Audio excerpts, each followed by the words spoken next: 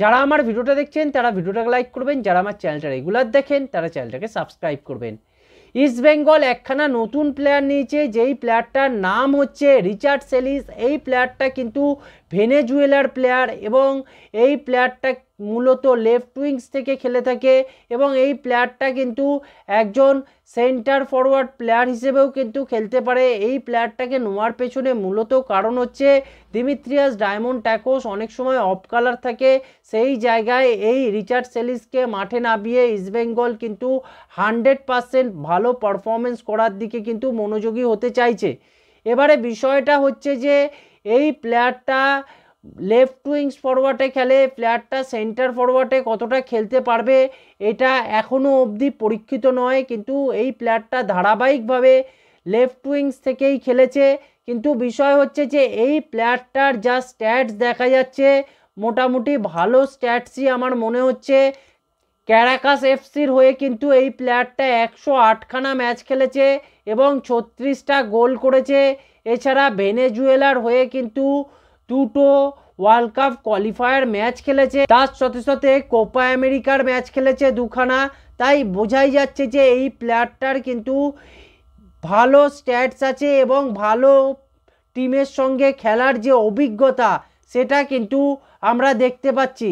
তাই এই প্লেয়ারটা ভেনেজুয়েলার এটা কিন্তু ভালো প্লেয়ার হতে পারে, কারণ বয়স মাত্র 28 বছর। সেই জায়গায় দাঁড়িয়ে ইস্টবেঙ্গল এই ধরনের একটা প্লেয়ারকে তাদের দলে এনেছে, এটা কিন্তু একটা ইস্টবেঙ্গলের জন্য পজিটিভ সাইন। কারণ আমরা দেখতে পাচ্ছি যে ইস্টবেঙ্গল সেন্টার ফরওয়ার্ড পজিশান থেকে গোল করছে, কিন্তু এক এক সময় দেখা যাচ্ছে দিমিত্রিয়াস ডায়মন্ডটাকোসের ইনজুরি গঠিত সমস্যা থাকছে, না হয় সে ম্যাচ ফিট থাকছে না। এই জিনিসগুলো আমরা দেখতে পাই এই দিমিত্রিয়াস ডায়মন্ডটাকোসের কাছ থেকে। সেই জায়গায় কিন্তু সবচেয়ে ভালো অপশান হিসেবে এই অস্কার বুজং চেষ্টা করেছে আর একখানা রিজার্ভ স্ট্রাইকার আনতে, এবং বলা ভালো যে এই স্ট্রাইকারটা কিন্তু লেফট উইংস ফরওয়ার্ড থেকে খেলে। এই জায়গায় লেফট উইংস ফরওয়ার্ড থেকে কিন্তু ও ডাইরেক্ট প্লেয়িং 11-এও শুরু করতে পারে। দিমিত্রিয়াস ডায়মন্ডটাকোস এবং রিচার্ড সেলিস, তার সাথে সাথে অবশ্যই ক্লেটন সিলভা আর নান্দা অথবা বিষ্ণু, এই ধরনের প্লেয়ারকে নিয়ে কিন্তু ইস্টবেঙ্গল ফরওয়ার্ড লাইনটাকে সাজাতে পারে আইএসএলের। সেই জায়গায় দাঁড়িয়ে এই প্লেয়ারটা আসায় কিন্তু ইস্টবেঙ্গলের সুবিধা হয়েছে, যেহেতু প্লেয়ারটার বয়স মাত্র 28 বছর। সেই জায়গায় দাঁড়িয়ে এই ধরনের প্লেয়ার আসায় ইস্টবেঙ্গল দল আগামী দিনের জন্য অনেক চাঙ্গা হবে এবং যেসব ম্যাচগুলো তারা এই কদিনের মধ্যে খেলবে সেই জায়গায় দাঁড়িয়ে এই রিচার্ড সেলিস যদি ভালো পারফরমেন্স করে তাহলে কিন্তু এই দলটাকে ঘুরে দাঁড় করানো সম্ভব হবে।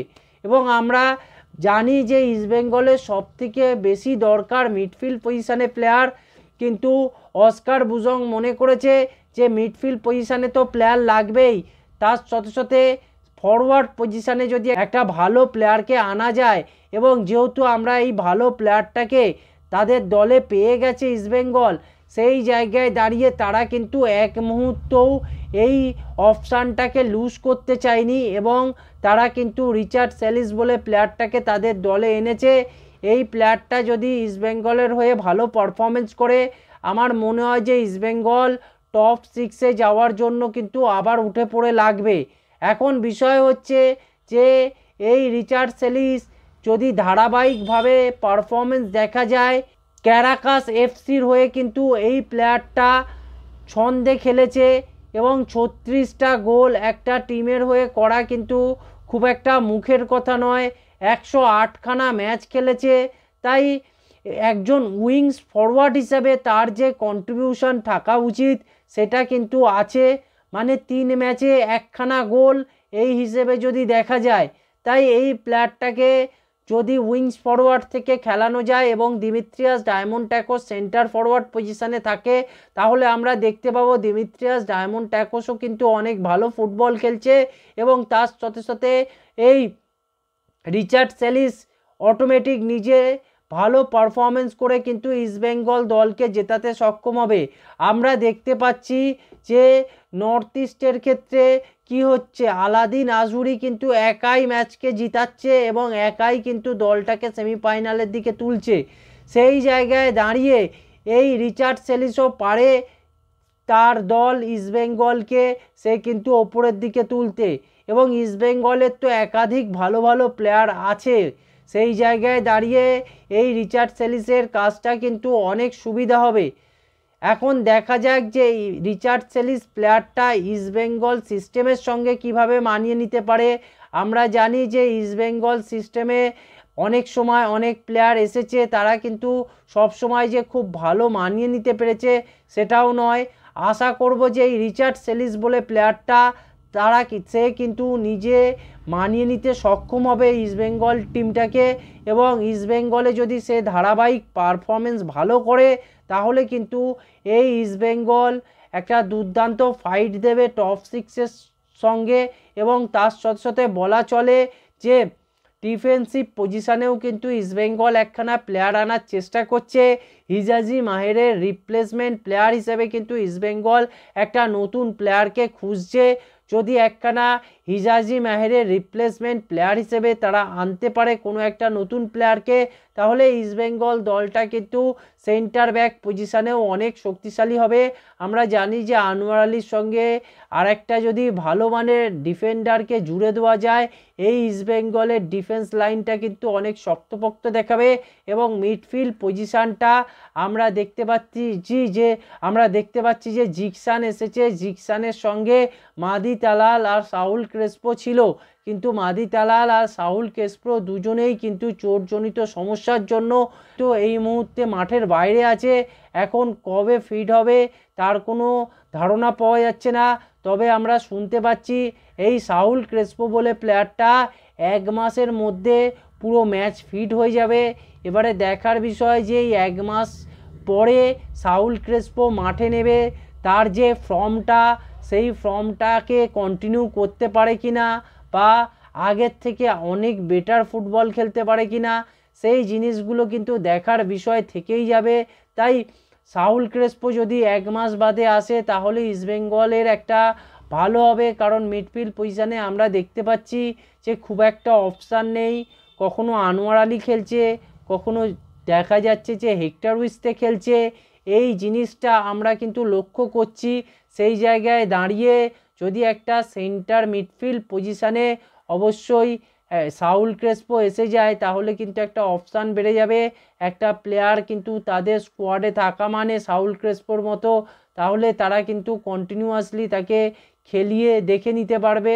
এবং ইস্টবেঙ্গলের জয়ের জন্য তার যে পাসিং কোয়ালিটি, সে যেভাবে ফুটবলটা খেলে থাকে, যেভাবে বল ডিস্ট্রিবিউট করে থাকে, সেটা কিন্তু করতে সক্ষম হবে। তাই এই প্লেয়ারটা সাউল ক্রেসপো আসাটা ইস্টবেঙ্গলের জন্য অত্যন্ত ভালো হবে। তবে এখনও অনেক দিন বাকি আছে। তবে ইস্টবেঙ্গল দলে রিচার্ড সেলিস বলে যে প্লেয়ারটাকে আনা হয়েছে, সেই প্লেয়ারটা কিন্তু অত্যন্ত ভালো মানের প্লেয়ার। আগামী দিনে এই প্লেয়ারটা কিন্তু ইস্টবেঙ্গলকে জয়ের সরণিতে ফিরিয়ে নিয়ে যেতে সক্ষম হতে পারে। এবং এটা যে একটা মার্কি সাইনিং হয়েছে এটা বলার অপেক্ষা রাখে না। ভেনেজুয়েলা খুব একটা খারাপ দল নয়, এবং ভেনেজুয়েলার লিগটাও কিন্তু খুব একটা খারাপ লিগ নয়। সেই জায়গায় দাঁড়িয়ে এই ধরনের পারফরমেন্স করা একটা প্লেয়ারকে আনাও একটা ইস্টবেঙ্গলের কাছে ক্রেডিটের ব্যাপার, এবং ইস্টবেঙ্গল কর্মকর্তাদের অবশ্যই সাধুবাদ দিতে হবে। তারা দলের কথা চিন্তা করে তারা একটা ভালো প্লেয়ারকে কিন্তু সাইনিং করিয়েছে। তাই বলবো যে আগামী দিনে এই প্লেয়ারটা আরও ভালো পারফরমেন্স করুক, এটাই আমাদের প্রত্যাশা থাকবে। এবং রিচার্ড সেলিস ইন্ডিয়ায় এসে ইস্টবেঙ্গল দলের সঙ্গে খুব তাড়াতাড়ি জেল আপ হয়ে যাক, এবং খুব তাড়াতাড়ি তাকে আমরা কিন্তু প্লেয়িং 11-এ দেখতে চাই।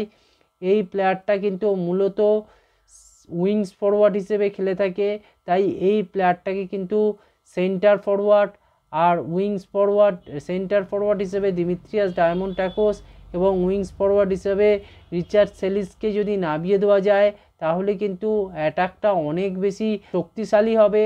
এবং তার সাথে সাথে যদি নান্দা অথবা পিভি বিষ্ণু রাইট উইংস থেকে অপারেট করে তাহলে কিন্তু আরও ভালো হবে, কারণ আমরা জানি যে পিভি বিষ্ণু বর্তমানে কিন্তু দুর্ধর্ষ ফর্মে আছে, ভেস্তে দেওয়া যাবে না, এবং তাই জন্য পিভি বিষ্ণুকে অবশ্যই ধারাবাহিক ইস্টবেঙ্গল দলে মানে চান্স দিতে হবে।